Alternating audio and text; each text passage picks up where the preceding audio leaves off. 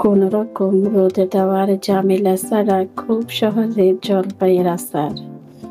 আচারের নামটা শুনলে জিভে একদম পানি চলে আসে, মনে হয় এক্ষণে একটু আচার খেয়ে নেই, তাই না?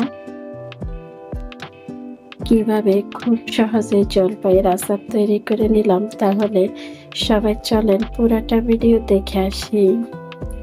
বিসমিল্লাহির রহমানির রহিম। আসসালামু আলাইকুম, ওয়েলকাম টু মাই চ্যানেল লিল মমস ব্লগ। কেমন আছো সবাই? আশা করি যে যেখানে আছো সবাই ভালো আছো। আলহামদুলিল্লাহ, আমিও ভালো আছি।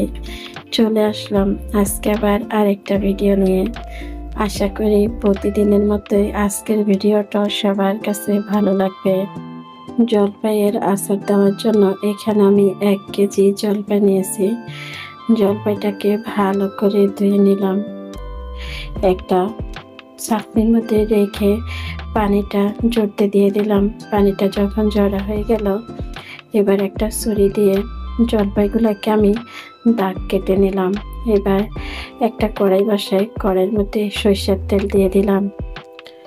প্রথমে আমি এখানে অল্প করে তেল দিলাম, দিয়ে দিলাম 1 চামচের মতোই পাঁচফোড়ন, আদা বাটা, রসুন বাটা দিয়ে মশলাটাকে একটু ভেজে নেব। এখানে জাল নিজেদের ইচ্ছে মতো দিতে পারেন, কেউ একটু বেশি জাল খায়, কেউ একটু কম জাল খায়। আমি প্রথমে 1 চামচ শুকনো মরিচ দিয়েছি, 1 চামচ হলুদের গুঁড়া দিয়েছি, দিয়ে ভালো করে মশলাটাকে কষিয়ে নেব। মশলাটা যেন না পুড়ে যায়, এই কারণে 1 চামচের মতোই সিরকা দিয়ে দিলাম। সিরকা দিয়ে এবার আগে থেকে ধুয়ে রাখা জলপাইগুলা দিয়ে দেব। জলপাইগুলা দিয়ে এখানে আমার 1 কাপের মতোই রসুন আছে, রসুনগুলা ছিলে আমি ভালো করে ধুয়ে নিলাম।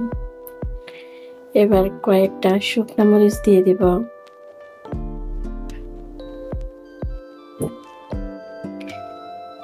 এখানে 2 চামচের মতোই সরিষা বেটে নিলাম।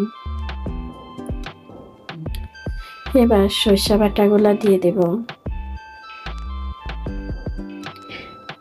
প্রথমে আমি কম করে তেল দিলাম, মশলার সাথে তেলটা বোঝা যায় না কতটুক তেল দিয়েছি, এই কারণে পরে আমি তেল অ্যাড করব। এবার আমি চিনি দিয়ে দিব। আমার আচারটা ঝাল মিষ্টি মিশিয়ে হবে, এই কারণে আমি সবকিছু আমার মতো করে দিতেছি। স্বাদ মতো লবণ দিয়ে দিলাম, দিয়ে সবগুলা ভালো করে মিশিয়ে নিব।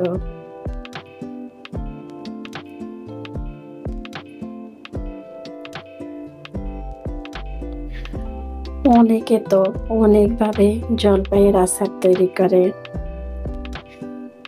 আমার মতে করে এভাবে জলপাইয়ের আচার একবার তৈরি করে দেখতে পারেন। এই জলপাইয়ের আচার অনেক মজা হয় খেতে।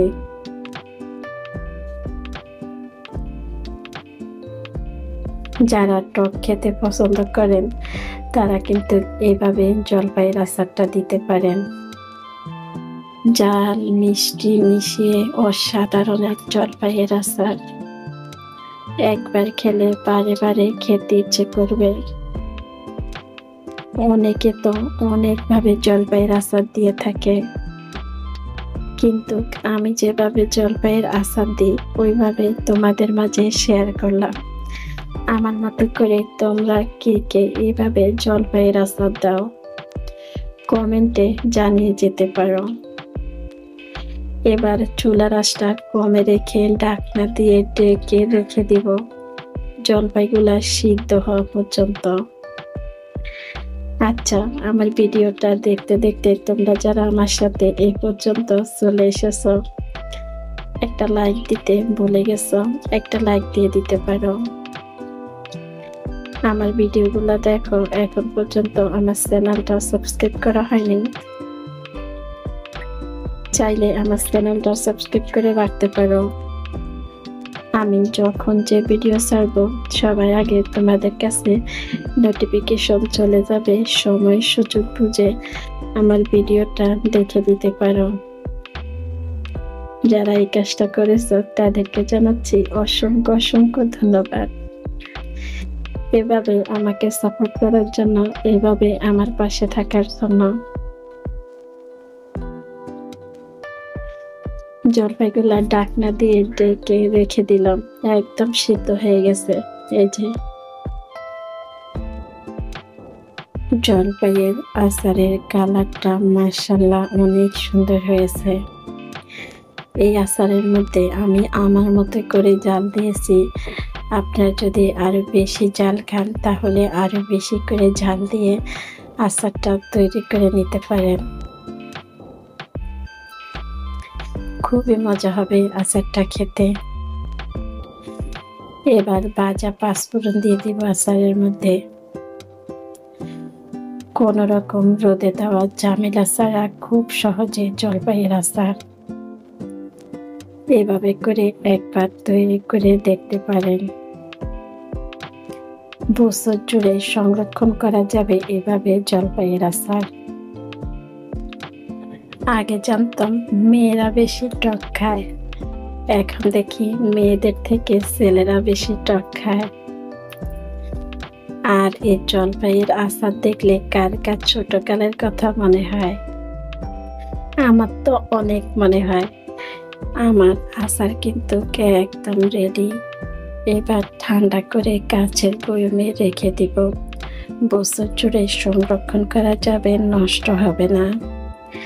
আজকের জলপাইয়ের আচার কেমন লাগলো সবার কাছে কমেন্টে জানিয়ে যাবেন। লাইক দিতে ভুলে যাবেন না। তাহলে আজকের মতে আমি এখানে বিদায় নিলাম। সবাই ভালো থাকবেন, সুস্থ থাকবেন। আল্লাহ হাফেজ। আসসালামু আলাইকুম।